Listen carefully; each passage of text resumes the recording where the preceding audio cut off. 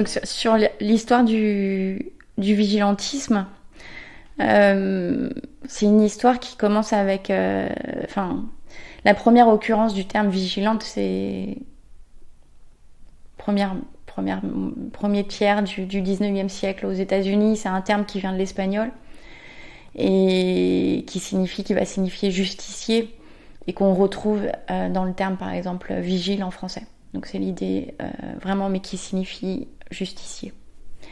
Donc c'est une histoire de la justice, mais une histoire qui se réfère exactement à la situation sur le sol américain au moment de la naissance de la jeune nation américaine.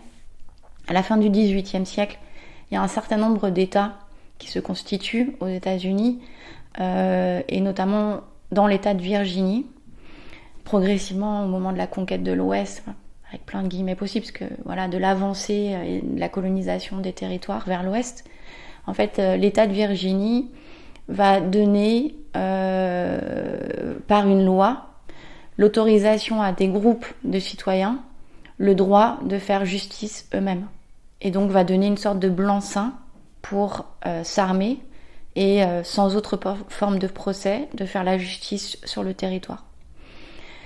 Dans plusieurs États, on va avoir ce type de loi qui se réfère en fait à un personnage qui est Charles Lynch, et qui est l'idée justement qui va donner lieu ensuite à la question du lynchage. Donc Charles Lynch, avec une troupe de vigilantes, va créer les premiers groupes de vigilantes, de vigilants, mais qu'on va avoir dans tous les États-Unis. Et à l'arrivée de la colonisation sur la côte ouest à San Francisco, à la fin du 19e siècle, on a des groupes de vigilants qui comportent des centaines d'individus, qui sont plutôt des commerçants, qui sont plutôt donc une classe commerçante, armée, et qui ont un blanc-seing pour faire justice.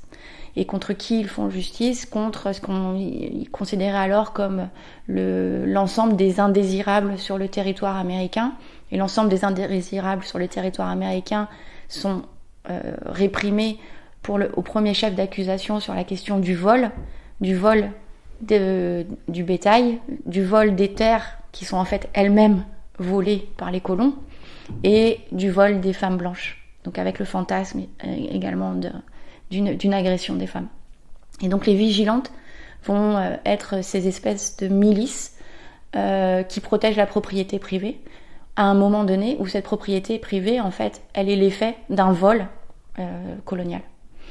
Les vigilantes, ils vont être dans l'esprit du vigilantisme, ça va être vraiment théorisé par un Français qui est un colon en Louisiane qui s'appelle Alexandre Bard, et qui, dans les années 1860, va rédiger un traité où il explicite, par exemple, que les groupes de vigilantes, c'est un nouveau système de justice qui est constitutif d'un nouvel État américain.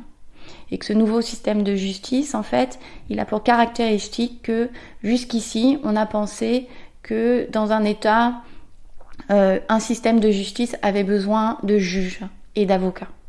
Alexandre Bard considère que le vigilantisme, c'est le remplacement, c'est la disparition, c'est l'éradication du système d'avocats, parce qu'au fond, les avocats sont toujours, pour Alexandre Bard, un principe contradictoire qui permet finalement que certains voleurs puissent échapper à la peine. Donc c'est l'éradication du principe de contradiction qui est fondamental, et qui va considérer que chaque citoyen doit avoir un droit d'autojustice, c'est-à-dire que chaque citoyen propriétaire est potentiellement un juge qui est à la fois un policier, un juge et un bourreau. Et Alexandre Bard prend une comparaison qui est très intéressante, c'est qu'il dit actuellement le territoire des États-Unis est infesté de vermines et de voleurs, exactement, et que ces voleurs, cette vermine, sont tout à fait comparables aux hordes d'Arabes qui résistent en Algérie. Donc la comparaison, la situation coloniale, en fait, c'est vraiment l'idée que le vigilantisme, c'est la justice qui est constitutive, en fait, de la colonialité du pouvoir. C'est une marque, en fait, de la colonialité du pouvoir. Et dans ce cadre-là, on va avoir des groupes de vigilants qui sont, en fait, à l'origine de l'organisation des vagues de lynchage à partir de la fin du 19e siècle, et qui, dès 1890, les voleurs, les indésirables, ça va se resserrer vers les populations africaines-américaines, c'est-à-dire les esclaves émancipés aux États-Unis, et qui vont être lynchés par des groupes de vigilants. Et par des groupes de vigilants qui peuvent être des centaines de personnes qui appartiennent à la société lambda, qui sont des notables, etc., mais qui se transforment en fait en justiciers. Et ces groupes de vigilants, c'est ce qui caractérise l'ensemble des ligues suprémacistes aux États-Unis, l'ensemble des ligues fascistes, du Ku Klux Klan, de la White League, qui sont les grands groupes suprémacistes qui vont perpétuer des centaines et des centaines de massacres, c'est-à-dire qu'ils vont aller chercher des hommes africains-américains chez eux, ils vont les sortir, les torturer, les pendre à un arbre, sans autre forme de procès, et parce qu'ils considèrent que ça c'est la justice américaine, et que c'est exactement répondre à l'esprit et la lettre de l'État américain. Donc ce qui est intéressant ici, c'est qu'en fait on est dans un État qui part en fait l'exercice d'une justice qui se rabat sur le vigilantisme, se transforme en État à proprement parler raciste, et qui crée une sorte de rupture, parce que on a souvent considéré théoriquement que l'autojustice était liée à une défaillance de l'État, comme si justement les institutions étatiques n'étaient pas encore en place, ou étaient dans un moment de crise ou dans une situation insurrectionnelle, et qu'au fond l'État défaillant laissait place à des milices ou à des pratiques d'autojustice. Là, ce qui est intéressant de remarquer, c'est qu'au contraire, l'enracinement, le développement et même l'institutionnalisation des vigilants, puisqu'ils ont été protégés par les lois américaines dans nombre d'États, c'est au contraire une rationalisation de la gouvernementalité coloniale, et donc une forme d'économie en fait judiciaire de l'État racial, qui va vraiment déléguer à des citoyens une prérogative pour que ces citoyens constituent son bras armé. Et ce qui permet en fait par comparaison en fait, c'est aussi une autre forme de représentation de la justice, parce que dans la culture populaire américaine, le justicier en fait est vraiment une figure qui est extrêmement investie, extrêmement positive. L'ensemble des super-héros et qui se révèlent être des figures de l'héroïsme américain, qui vont sauver la veuve et l'orphelin, qui vont résoudre l'ensemble des problèmes et des catastrophes des sociétés. En fait, l'origine du super-héros, c'est une origine raciste du vigilante. En fait, c'est la figure du vigilante, mais qui est dans une forme d'actualisation permanente. Le super-héros, c'est exactement par le masque, par son intervention la nuit, par le fait qu'il est doué d'une supervision et qu'il peut détecter en fait et le mal et les méchants. C'est exactement le même imaginaire, le même univers de signification que le vigilant, que les groupes de vigilants qui, bons citoyens le jour, incognito, mettaient des cagoules la nuit et se transformaient en justiciers meurtriers. On est exactement dans une continuité.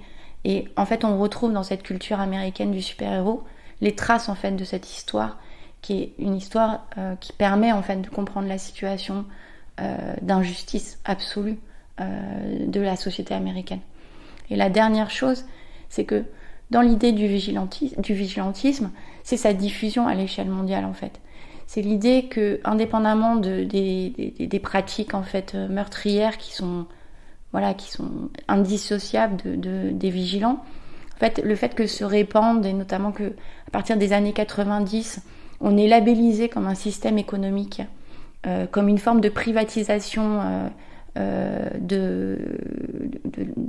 privatisation des prérogatives policières. La question du vigilantisme, ça a été de labelliser par exemple les voisins vigilants et de mettre dans le moindre hameau perdu du Luberon un panneau voisin vigilant, attention ici les habitants vous surveillent en fait. Ça c'est du vigilantisme pur et dur. Donc on a une forme de désarmement du vigilantisme. C'est-à-dire, effectivement, ce ne sont plus les vigilants contemporains, en tout cas dans le contexte français, par exemple, ne sont pas armés à proprement parler, mais ils restent toujours dans une prérogative qui est de suppléer en fait un État policier, de suppléer un État sécuritaire, non pas parce que cet État sécuritaire serait pas efficace, mais au contraire pour rendre d'autant plus efficace en fait la présence et le dispositif de cet État sécuritaire. Donc ils sont désarmés, mais en fait ils sont constitués comme des instances d'autojustice. Et évidemment, c'est pas n'importe qui est voisin vigilant, puisqu'il y a des voisins vigilants, en fait, ils sont marqués socialement et racialement.